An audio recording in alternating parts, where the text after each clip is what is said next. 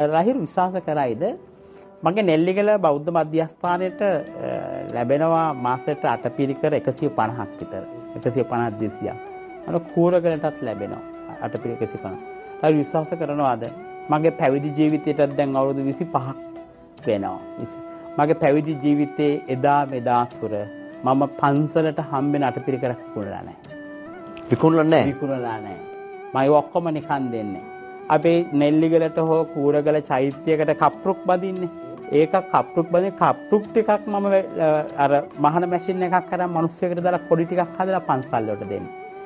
මේකේ කවුරු හරි ඉන්නවනම් ලහිට කතා කරලා කියන්න පුළුවන්.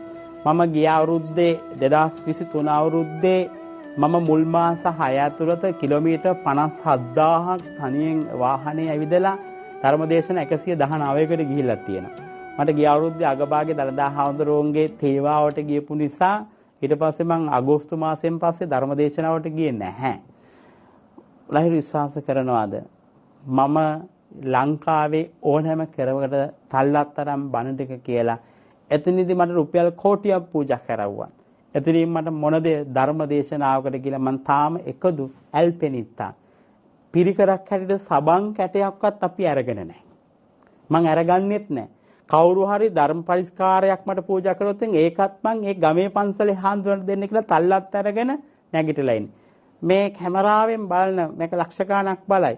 කාට හරි මට එහෙම අභියෝගයක් කරන්න බෑනේ. කාට හරි පුළුවන් නම් මං ධර්ම දේශනාවකට ගිහලා අහවල් පිරිකරේ අරන් ආවා. අහවල් මුදල අරන් ආවා කියලා කියන්න පුළුවන්. මං දන්නවා මේ කැමරා කාචයෙන් මේක ලෝකෙට රටට විකාශන මේ රටේ කිසි කෙනෙකුට මට එහෙම චෝදනාවක් කරන්න නැහැ. ලංකාවේ මම තල්ලත් අරගෙන බණ ටික බහලා මහා පිරිකර කන්දක් හම්බුණත් ඒක දාලා තල්ලත්ත විතරක් අරගෙන මම වාහනේට නගින භික්ෂුවා. එහෙව් අපිටයි බිස්නස් කාර්යය කියලා කියන්නේ. එහෙව් අපිට